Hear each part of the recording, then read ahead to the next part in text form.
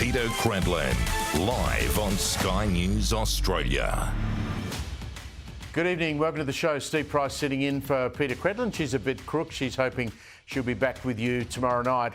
It's all been a very busy news day, including that appointment that Chris was just talking about of our new Governor-General, Samantha Mostyn. Already the critics are out to discuss her role. We'll do a bit of that as we go through the night. There's been that massive earthquake too off Taiwan, but here's what's coming up on Credlin tonight. The question of nuclear power is shaping, I believe, to be a major election issue as the outgoing head of the government's net zero authority is unable to guarantee blue-collar workers will be earning the same amount as we transition to green energy. We'll have a good look at that shortly.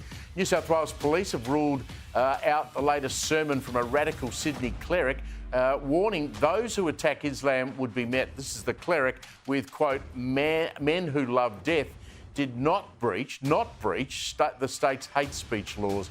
I'll talk about that as well. And the Israeli Defence Forces apologised for the strike, which has killed 7 aid workers, including, as we know, an Australian.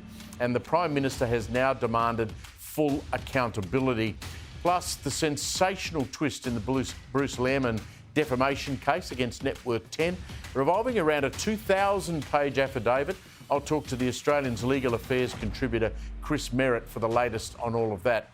But first, before we get stuck in, I think today we have seen a firm stake in the ground planted from both sides of politics of an issue that the next federal election will be fought over, whether it be later this year or early in 2025. Now, while the cost of living remains the bedrock issue, our energy future as a nation sits right in behind that and is as a generational issue as we will ever have, and it'll affect all of us and our children and their children. It's very clear Australians will now have a choice to make. Do you want a nuclear Australia? That's what you'll be voting on when the election comes around. No ifs, no buts, because the coalition under leader Peter Dutton and his team have crossed that Rubicon that no previous coalition government has been game enough to do. And at the same time, the Labor government under Anthony Albanese have picked their side. No nuclear and a massive taxpayer investment in renewable energy and a gamble that technology will deliver some silver bullet and catch up sometime soon to offer renewables other than the sun and the wind. Black and white, really. One side, the coalition, wants the complete energy package, some old coal, plenty of gas, a bit of wind, a bit of solar, and the final piece in the jigsaw, nuclear power. Now, I'll get to more of the Dutton plan shortly with the Shadow Environment spokesman, Jonathan Dunningham, but he'll be as part of our panel later in the show. But as reported by the Australian newspaper this morning, I think that the former ACTU boss, former federal cabinet minister, and the outgoing head of a government body pushing for net zero, one Greg Combet, has belled the cat on his way out the door. Have a listen here. Hundreds of billions of dollars in investment will be needed to achieve net zero. And the fact is, neither government funding nor private capital alone can meet that challenge. It will take both working together to secure the opportunities of Australia's net zero future. We need to listen very carefully to what he said there. Combet, in a frankly for an ex-poly and a union boss, it was a stream of honest advice for Australians. He told us all workers on new green jobs will not be guaranteed to be paid as much in salary as they do working in emissions-intensive industries. How'd you like to hear that if you're a coal miner? He's told the miners, for example, we know you are being told by Chris Bowen and the PM and others you'll be able to transition into these new clean energy working jobs, but don't expect to be paid the same as you are now. I mean, gee, that's great. Think about that for a moment in the context of heading into an election where Labor wants to hang on to Labor seats in places like the Hunter Valley in New South Wales, Gladstone in Queensland, and the Latrobe Valley in Victoria. Now, Bowen, back from his private jet ride to Scone, would have choked on his muesli this morning, reading that Combet went on, and it seemed to give us all a very big hint at what might be in the budget next month. He went on, have a listen to this. The government will lay out the next phase of its approach in the May budget, which will look to capitalise on Australia's comparative advantage in minerals and renewable energy, aiming to encourage large-scale investment in green industrial production. A lot of it is going to come from you, the taxpayer. Now, remember, this bloke has impeccable Labor connections. This was at the press club yesterday, by the way. He said transforming Gladstone and other emitting centres would be a key national endeavour. Then this, he revealed the budget would contain, not might contain, but would contain a package to encourage large-scale investment in green industries. In shorthand, get set for you, the taxpayers, to be splashing huge amounts of your money on green projects that private enterprise won't invest in themselves. We saw that last week at the 2 jets were needed solar panel announcement in the Hunter Valley, $1 billion to make expensive solar panels. This is going to get very ugly. Combe, in that same speech yesterday, acknowledged governments might need to be big investors to de-risk projects and, in his words, adopt a long-term view before recovering any capital. In simple terms, look, this whole green experiment might work, it might not. But if we're going to give it a crack, taxpayers, you and me and all of the rest of us Australians, are going to have to stump up the dough, all at the same time, of course, as power bills stay high. Nuclear versus sun and wind, private enterprise versus a taxpayer-financed green dream. Big ideas from Canberra that whichever way you cut it, you'll be paying for. Things are about to get very interesting. On politics and on the politics of the day, let's get an update from Canberra with Cam Redden. Israel's military claims it mistook an aid convoy for something else when it issued an airstrike, killing 7 aid workers in Gaza, including 1 Australian. It was a mistake that followed a misidentification at night during a war. Searching for answers, the Prime Minister confronted his Israeli counterpart, Benjamin Netanyahu, during an early morning phone call. I expressed Australia's anger and concern. Israeli government has accepted responsibility for this. Responsibility taken, but Australia's Prime Minister is demanding full accountability. Israel's military claims the aid convoy was mistaken for something or someone else when it was struck. For the unintentional harm to the members of WCK. And Prime Minister Netanyahu has committed to full transparency about how this tragedy could possibly have occurred. Israel's leader drawing criticism for this remark about the nature of deaths at war. There was a tragic case of our forces unintentionally hitting innocent people in the Gaza Strip. This happens in wartime. That is essentially an incredibly insensitive remark. Innocent people losing their lives in the Middle East at the moment is as a direct result of Hamas's attacks on the 7th of October. Business leader and women's advocate Samantha Mostyn will be Australia's next Governor-General, taking over from David Hurley in the middle of this year. I'm deeply honoured by this great privilege and look forward to representing the values, hopes and aspirations of all Australians. Sam Mostyn is an exceptional leader who represents the best of modern Australia. Ms Mostyn currently serves as chair of the government's Women's Economic Equality Task Force, alongside her role as the head of Beyond Blue. She has previously held senior roles at the Climate Council, Chief Executive Women and the AFL, where she was the game's first female commissioner. I wish her very best in her appointment. The coalition will propose a package of incentives for coal communities to help them transition to nuclear power. Details of the plan are set to be unveiled before the budget in May. We need to have a proper, mature discussion about how we migrate to a new energy system where we can have renewables that are firmed up by zero emissions, latest generation nuclear technology. Good on you, Cam. Thanks for that. Now, OK, first up, more on today's top stories. We're joined by Sky News host and National Affairs editor, and now also, we're told, opinion editor for the Daily Telegraph, James Morrow, and Sky News' political reporter, Cam Redden, who looked after us there. Gentlemen, welcome. James, can we start with that Combe speech to the press club yesterday and what I had to say about it at the start of the show? Am I reading too much into that Combe speech? Well, no, I don't think you are, because if you look at what's happening here with a lot of the talk around the green transition, the net zero thing, the renewables race, all of this, people who are sharpening their pencils and doing the numbers on it are realizing that this simply isn't going to wind up providing the same sort of economic opportunities for people that the fossil fuel economy did, the economy that we've had up until now has done. Greg Combet is not the only one to say this. Jenny George, the former head of the ACTU, she's been scathing on this lately, saying that, this is very much about, getting to net zero, but that a lot of people are going to wind up being left behind by this transition. How they wind up selling this in places like Hunter and other places like that, I have no idea, but this whole idea that they're saving the planet, but, so who cares about the jobs? This isn't going to wash politically. Yeah, on the politics of it, Cam, the battle line's obviously been drawn pretty early for this election. I think the smart people, Dutton and his team, Ted O'Brien and others, they're going to dangle a prospect of modern nuclear in existing coal towns. Now, as James and I were just saying, how'd you be in one of those coal towns tonight? You go to the pub on the way home and you say, did you hear that bloke yesterday who used to run the union movement saying that we might get jobs in the solar farm, but we're not going to get paid as much? I mean, how politically is Labor going to sell that?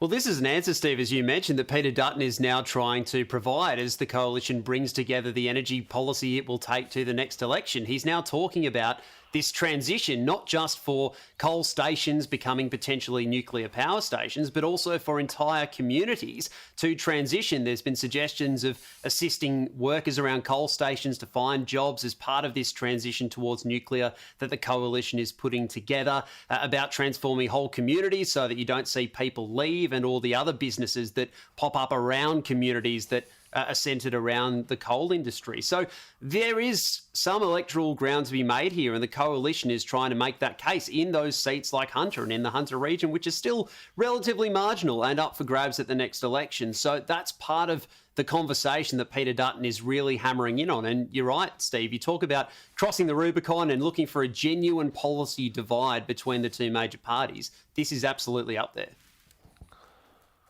James Morrow, you and I like to talk in practical terms about things, and we try and talk common sense. When you think about it, I mean, building and maintaining a nuclear reactor is clearly going to employ a lot more people than maintaining wind turbines and solar panels.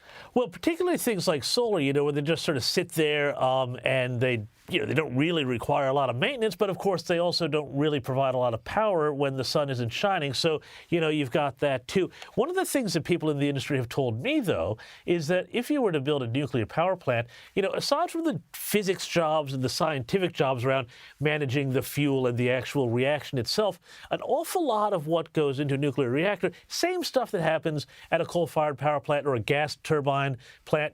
It's just something that heats up, boils water, steam comes out, it spins a turbine. The same skills are required for that. So it's much more sustainable, if we want to use that word in this context when it comes to the job market. I just think that, the interesting thing about Peter Dutton pushing the nuclear debate isn't even so much whether or not they wind up ever getting a nuclear plant up, because God knows in this country that's going to be a very hard thing to do. But the fact that it is forcing Labor to confront the reality of its promise, which, when it runs up against the brick wall of physics and hard numbers and everything like that, doesn't really stack up. The number of panels they have to install, the number of projects they have to do, the number of approvals they need to get, the number of farms they have to run over to achieve net zero by their goals, well, nuclear starts to look a lot better than the so-called cheapest form of energy when you put all that into play. James, let's talk about hate speech. You're in Sydney. It seemed to me, and I've lived in Sydney many times for long periods of time, that Sydney seems to have more radical Muslim clerics. Now, this bloke's been warned up there. This is all this speech he gave at the weekend. Islam, that people were going to be attacked by people who you hate. He's promised humiliation, and men who love death if Allah wasn't attacked doesn't breach. How does that not breach this stuff? The state's hate speech laws. I just don't get that. Yeah, look, there's been a referral to the Law Reform Commission for around Section 93Z of the criminal code that governs hate speech, and I think the government is looking to strengthen those provisions. That said, Steve, there's also a case to be made, and this is something that needs to be sort of thought about a bit more. If you have people out there like this guy who's called Abu Awood, I think his name is, out in Western Sydney, and a number of other preachers like him, these guys put their hate speech up on the internet. They put their sermons out there for all to see, to argue with, and to disagree with. And in a sense, there's also a bit of sunlight that comes into that, because now we're really aware as a society that there are some people out there who do not agree with the values of our society, who do not support other members of other religions practicing and living their life the same way they'd like to. And so it is also kind of on another level helpful to be able to see just what's out there so that it can be, condemned, argued against, and disagreed with. Yeah, I think the Premier Minns needs to, toughen up that law if he's going to do anything. I mean, Cam, you're working in Parliament House. I'm most intrigued about this idea of behaviour in Federal Parliament House.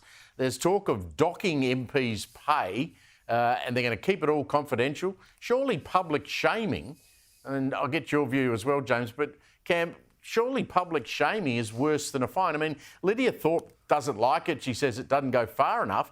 She needs to watch out considering her history, doesn't she? Well, we're talking here about the proposal would be to establish a commission, essentially, Steve, something like a referee or an arbitration. Well, not arbitration. I suppose a review commission is the best way to describe it. An independent parliamentary standards commission that would look at the behaviour of MPs.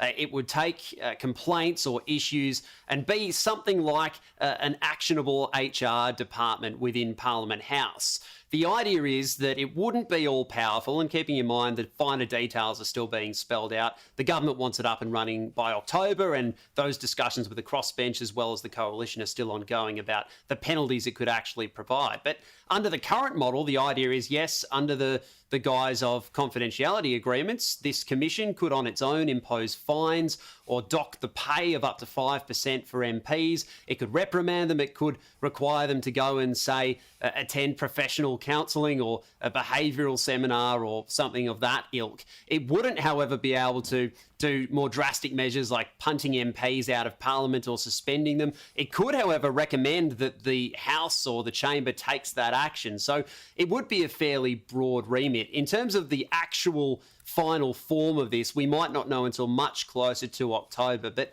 there is a willingness, there is a bipartisan effort to come up with essentially this new framework for penalising MPs who behave badly. It was, of course, a key recommendation of the Set the Standards report from Kate Jenkins, and the government is committed to having this commission up and running and actionable by October this year. James, what does it say to the rest of Australia that our parliamentarians actually even need something like this? And for God's sake, I mean, they're elected to go to Parliament and make laws for the country.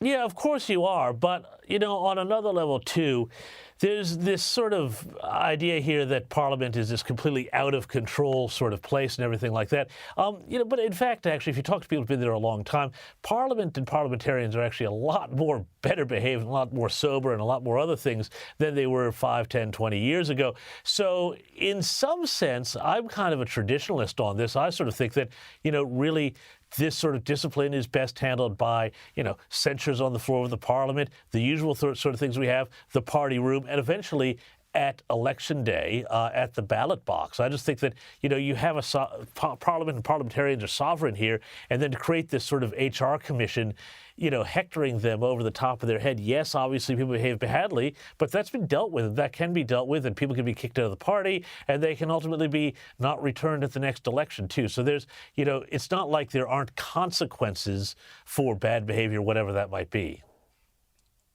Yeah, I agree completely. James and Cam, thank you very much for that. Now, coming up after the break, the Israeli Defence Force blames misidentification for the strike that killed 7 innocent aid workers, including an Australian. Plus, the latest developments in the Bruce Lehrmann defamation case. That's all up next. Welcome back. Steve Price in for Peter Credlin. Hopefully Peter will be back with you tomorrow night. Have a bit more to say about the appointment of the new Governor-General announced today, Samantha Mostyn, with my panel coming up. Now, yesterday, of course, we learned of the tragic deaths of 7 aid workers in the war zone in Gaza, including the Australian Zomi Frankom, following what was an Israeli airstrike. Anthony Albanese, the Prime Minister, after he announced the new Governor-General today, revealed that he'd spoken to Israeli Prime Minister Benjamin Netanyahu over the phone, demanding full accountability. Here's the PM. I expressed Australia's anger and concern at the death of Zomi Frankom. This is completely unacceptable. The Israeli government has accepted responsibility for this, and Prime Minister Netanyahu conveyed his condolences to the family of Zomi Frankom and to Australia. Just thinking about it, and I watched that live today, it was a little odd to combine the launch of a new Governor-General, announcement of a new Governor-General, with that news about the Israeli defence attack. Now, the IDF have issued an apology for the strike, saying it was a case of, quote, misidentification. Joining me to discuss this, the foreign editor of The Australian, Greg Sheridan. Greg, thanks for joining us. What do you make of the IDF's explanation of what went on here? Well, Steve, I think, first of all, it is a shocking and terrible tragedy, and our heart goes out to the family of the murdered of the deceased aid worker. Aid workers are the bravest people in the world, and they deserve nothing but our honour. The Prime Minister is right to express the nation's distress, but you know, Israel alone among the actors in any of this will take responsibility for what's happened here. You have to believe this was a tragic accident. To have done this intentionally would be a heinous war crime. Israel doesn't do that. And also it would be unspeakably stupid, because nothing has damaged Israel more politically and strategically since the beginning of hostilities. So I believe it was a tragic accident. It is also the case, Albanese and Penny Wong should remember, that there's not a single conflict in which Australia has been involved in which our troops have not inadvertently killed civilians. War is terrible and full of grief, but sometimes it's unavoidable. And while I think Albanese and Wong are right to express the nation's feelings and to demand a very thorough inquiry, a searching scrutiny of what happened, I think they're wrong to use this as an excuse to change our policy towards Israel. Israel's policy is no different today from what it was a week ago. And if we were supportive of Israel a week ago, we should still be supportive of them trying to destroy Hamas today. But of course they have to act within the laws of war. And I believe they tried to. I certainly don't think this was intentional.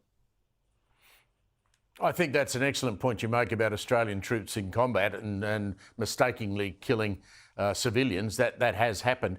On the PM being very quick to pick up the phone to Netanyahu, correct me here, am I right to remember that he wasn't that quick to get on the phone on October 7 after the terror attack that started all this? Well, I've been very critical of the Albanese government. It seems like they feel all the time as though they had to support Israel, but their heart was never in it. The PM wouldn't go there. Penny Wong, when she went there, wouldn't visit the sites of the kibbutzes where the shocking, sadistic, mutilating and murder of so many innocent Israelis took place.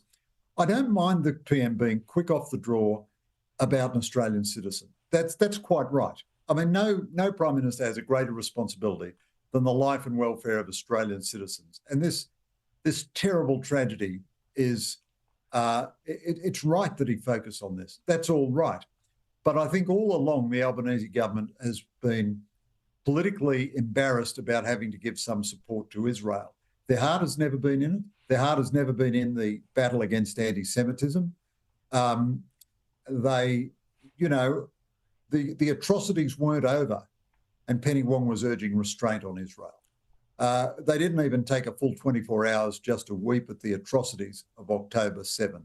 But I don't want to contrast their actions then with their actions of today, because it's quite right that they focus on this Australian citizen. But I am broadly critical of them in the way they've handled the Australian policy towards Israel and Gaza.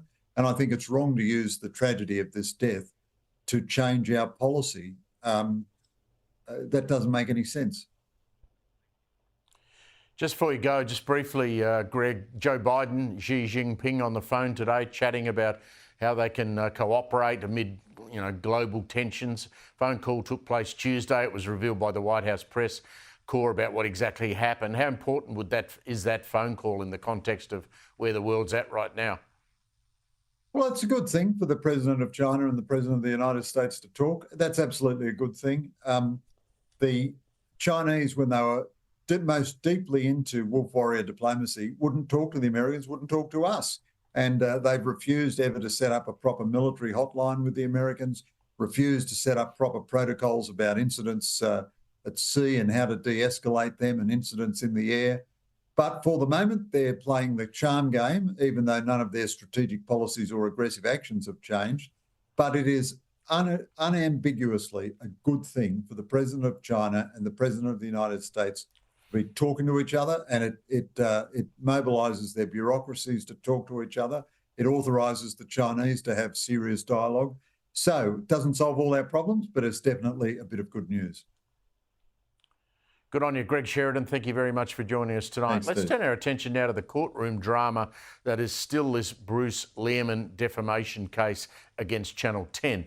Now, it's taken, as we know, a sensational twist, and it's gone now into overtime. The trial has been reopened by Justice Michael Lee, who I think is doing an outstanding job, so that he can consider evidence from former Channel 7 producer Taylor Albach in relation to the exclusive interview with Lehrmann for that Spotlight program. Now, it was a massive ratings winner, but at what cost now to Seven's credibility? The alleged whining and dining of Lehrmann has revealed quite some juicy details about the network's alleged approach to checkbook journalism.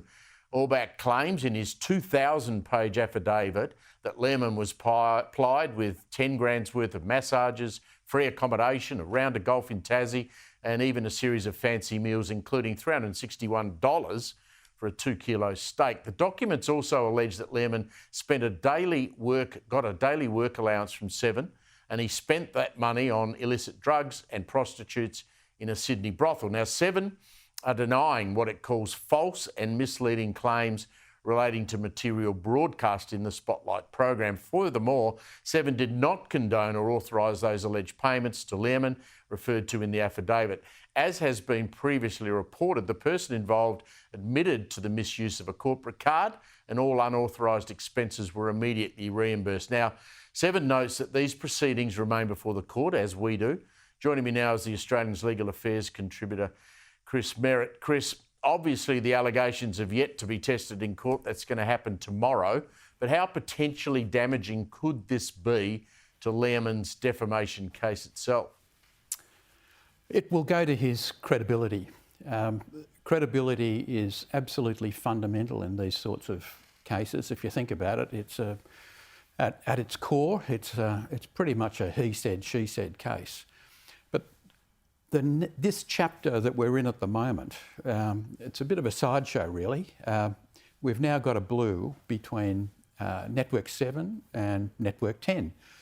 And quite frankly, I'm starting to feel a little bit of sympathy for Network 7, which has not yet had an opportunity to defend itself, to pick holes in the accusations that have been made against them.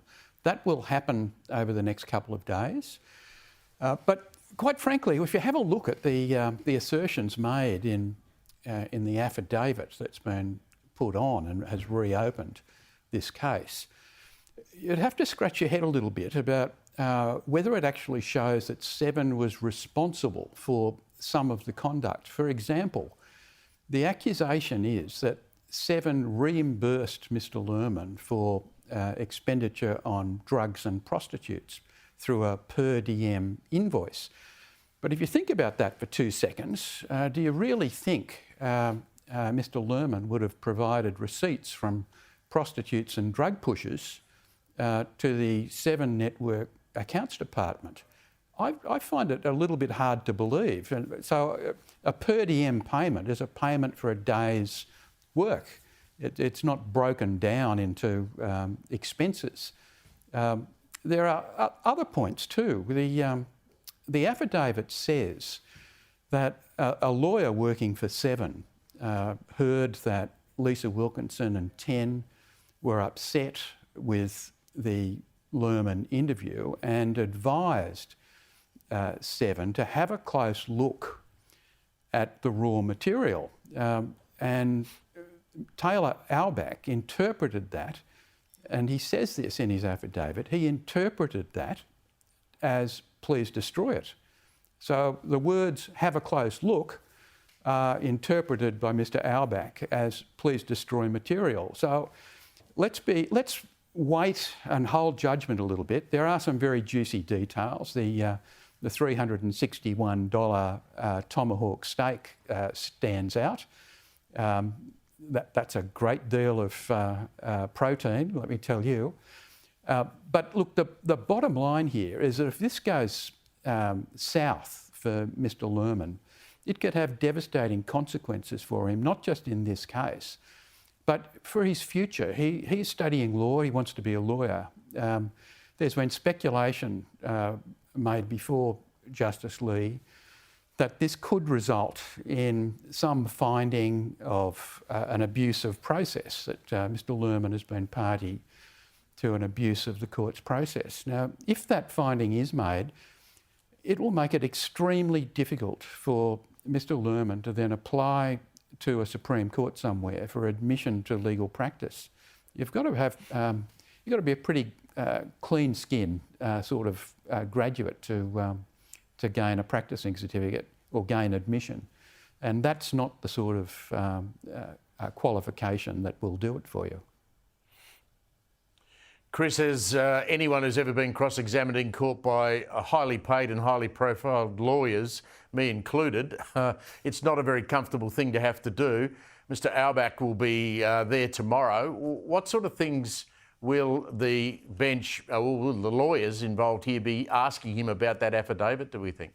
Well, I think there'll be more effort to dig into his reasons, his justification for some of the assertions that he makes. So those two examples that I gave raise question marks in my mind about the veracity of Seven's responsibility. I note that Seven has denied that they were responsible for some of the actions, at least some of the actions that are outlined in that affidavit. So I expect there'll be a serious attempt to go through chapter and verse and pick away at the details and just see if there is a reasonable basis, a factual basis for Mr. Albach's assertions. They're devastating if they're found to be true, but that's a very big if, and this is just the first round, if you like. I don't know how long this case will go, but I think there's a lot of detail there, and I think the counsel for Mr. Lerman will not let it go through to the keeper unchallenged. Just finally, Chris, as we know, Justice Lee was meant to be delivering the verdict actually tomorrow. So this is obviously going to delay that. I think he's talked about potentially next week. We can't get inside his head, of course, but when do you think he might be able to make a ruling on this long and twisted saga? Well, I think sometime next week is a very, very optimistic estimation by the judge. He might be a very efficient wordsmith when it comes to churning through judgments, but the time required to go through this affidavit, cross-examine the author, call witnesses who might choose or might have first-hand knowledge of the facts outlined in this affidavit that differs somewhat from that of Mr. Albach. I can't see it being knocked over in 2 days. I think that'll spill over into next week. I'd be very surprised if it is knocked over in 2 days. So that leaves the poor judge very little time if he wants to deliver judgment in the middle of next week. So, I mean, good luck to him. The sooner this is cleared off his desk, the more he'd be relieved. But I think the poor suffering community would also be relieved to see the end of this case. Chris Merritt, as usual, thank you very much for talking to us. false and misleading claims relating to material broadcast in the Spotlight program.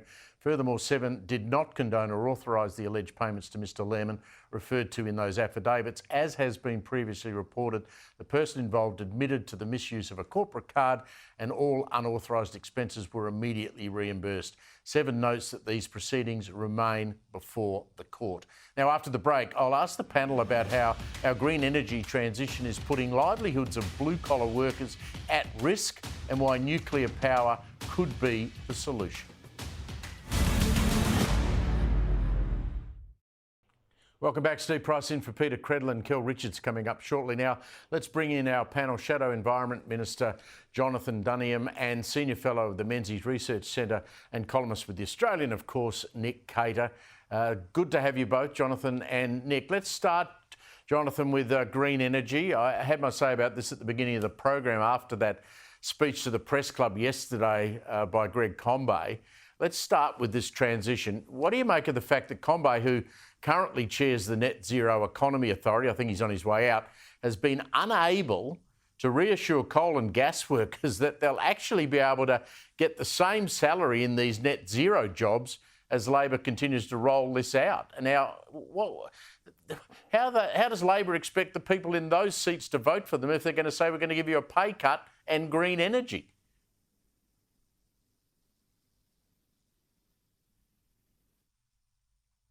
We might have a problem there with Jonathan's sound. Let's go to Nick. He's got an audio problem. You got us, Jono? No, he's not got us there. Nick, let's talk about Peter Dutton before we get Jono back up. He's now really put a stake in the ground, hasn't he, on nuclear energy as the solution for cheap, reliable power. He's going to tell us more before the budget, apparently. And I think rather cleverly, what he's done is said, OK, if you live in a coal town and you've worked in a coal-fired power station, we're going to say that's where we'll put our nuclear reactors and that'll mean jobs. That's pretty smart politics, isn't it? Well, I think it's also pretty courageous politics, to be honest, Steve, because, as you know, Labor's attack in previous campaigns has been, well, where are you going to put this thing? You know, whose backyard is this going to be in? And Peter Dutton's bitten the bullet right up front, and he said, well, we'll put them on, you know, retiring coal-fired power stations and I guess other brownfield sites that might be suitable. But they've already got the transmission line in, for instance. You don't have to spend, you know, 40 or 50 billion dollars on new transmission lines. It all makes sense. I think all the indications are from the polling I'm seeing that this is quite popular in these regions, but we'll wait and see because Labor will run the mother of all scare campaigns. You bet they will. And there's a lot of people largely connected with the renewable energy industry and what they call the climate tech sector that are putting tens of millions of dollars aside to campaign. So it's not going to be a walk in the park. It's going to be a big, big battle. But he's put a stake in the ground and he's done it because he is convinced that the country needs it. Jonathan, we got you there now. I mean, I think, you know, putting a small, new, clean, safe reactor in a coal town is a hell of a lot easier than sticking it on the coast somewhere next to a place that relies on tourism for its income. I mean, I reckon that's pretty smart politics. Oh, absolutely it is, Steve. And frankly, it beggars belief that the Labor Party can't get on board and actually, you know, display some common sense and at least have the conversation about this issue. And just to the point earlier, before technology proved it wasn't my friend, the fact is Greg Combay, who can't guarantee workers in coal and gas that they'll be able to keep their jobs or at least the same pay that they have now, the Labor Party, who claimed to be the friend of the worker, Greg Combay, when he was industry minister, was responsible for a job loss in the manufacturing sector every 20 minutes. So the bloke's got form. So we can't be surprised by what we're seeing here. And this is what you get from hollow ideology rather than good policy backed in by facts and science. We had a new Governor-General announced today. We learned that Samantha Mostyn will replace David Hurley as the next Governor-General of Australia. I mean, she's a businesswoman. She's been very active in areas like gender equality and climate change. She'll be sworn in on July 1. Nick Cater, we all like to give, you know, Governor-General picks a bit of space. The opposition today have been largely welcoming. But she has described in the past, we are told, by the lobbying group Advance, that she described Australia Day as Invasion Day. They've labelled her, this advanced group, as an activist and pointed out she was very active in the Yes campaign. Is, in your view, Nick Cater, that the sort of person who should be Governor-General? Well, it all depends. She comes with baggage, unfortunately, Steve. I mean, we've had just in the now retiring Governor-General a wonderful example of what Governor-Generals should and shouldn't do. They form that very important role as part of our Constitution as the first connection with our King Charles, but they shouldn't say too much of any controversial nature between.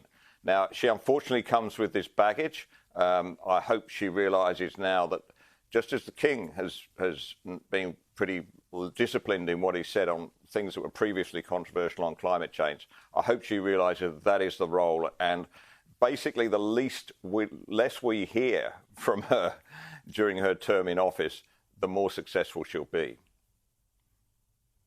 I think Nick's right, Jonathan, but I mean, given how much Samantha Mostyn has been willing to enter the current political debates about everything from climate change to gender equality, do you think that she will be able to keep her lips sealed and not get involved in these debates now? Well, she has no choice but to do that. And I tell you what, I think we should all expect of any appointee to this very important office that has a very, very important role to perform, to do everything that is in the best interests of Australians. And so as a supporter of the Republican movement, as a supporter of the Yes campaign, as someone who has been outspoken, including on Twitter, apparently not so much anymore, she must now realise that her role is not what it once was. And on behalf of all Australians, she needs to put those personal views, political views to one side and execute the role she's being asked to on behalf of all Australians. Anything less than that will be a massive disappointment, and it will be a problem for the Prime Minister to resolve. Jonathan, like Nick, I'm old enough to get very frustrated about the fact this country's never built any fast rail. They've managed to do it everywhere else in the world except here. Now we find out that the Inland Rail project, which was, of course, for freight, a new freight line connecting Victoria and Queensland, that's now facing cost blowouts and may never actually be finished under Labor. I get the sense that Labor have never supported this project, and the PM is now blaming Barnaby Joyce for this debacle. Have a listen to what the PM said. This bloke was the infrastructure minister for a decade almost. Inland Rail was the one project he talked about, and frankly, it still didn't have a route to the port, any port at all. In Brisbane, in Gladstone, in Melbourne, this is a mess that the coalition left with unfunded, unplanned thought bubbles. Jonathan, I just wish I'd heard him say yesterday, we've got to get this thing finished because it's in the national interest. You think that'd be what a Prime Minister who's genuinely interested in growing the economy would actually say, but I'm waiting for the day for the Prime Minister and his ministerial colleagues to start blaming Edmund Barton for problems that he caused that they've now got to clean up. It's a ridiculous proposition to continue to blame the last government. This project was massive.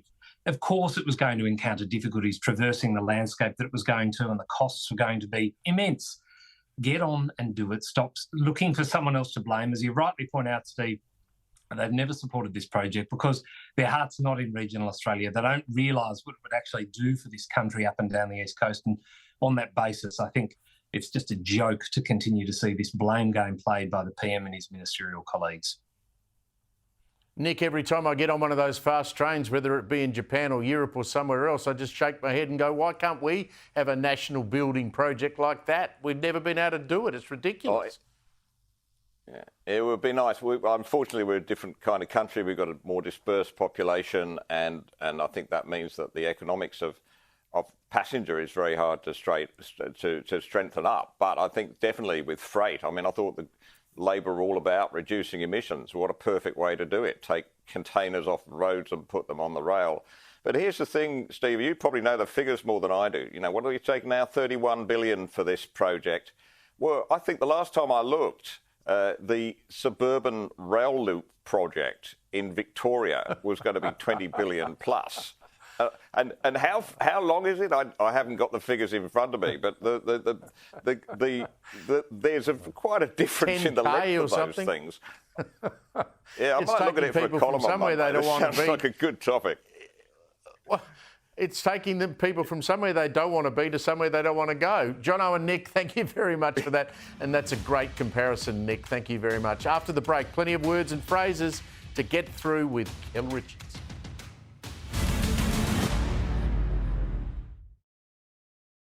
Welcome back. Steve Price with you. My mate Andrew Bolt coming up after us now. Joining me now, speaking of mates, wordsmith and broadcaster Kel Richards. Great to catch up with you again, Kel. My favourite segment. Well, can I say that? On the Credlin show? Yes. Say it. If I can say that.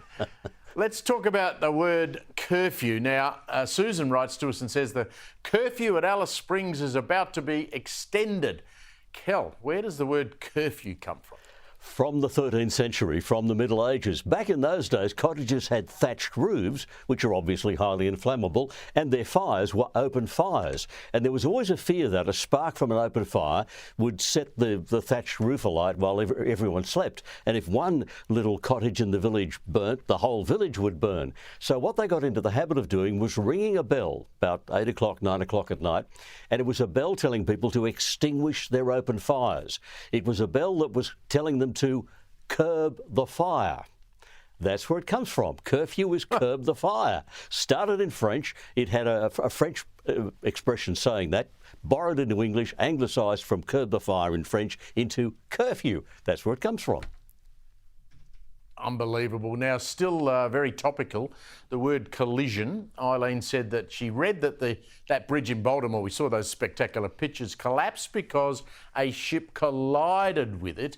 Is that what the word collision means? I mean, surely the bridge was stationary, the ship was moving. How can that be a collision?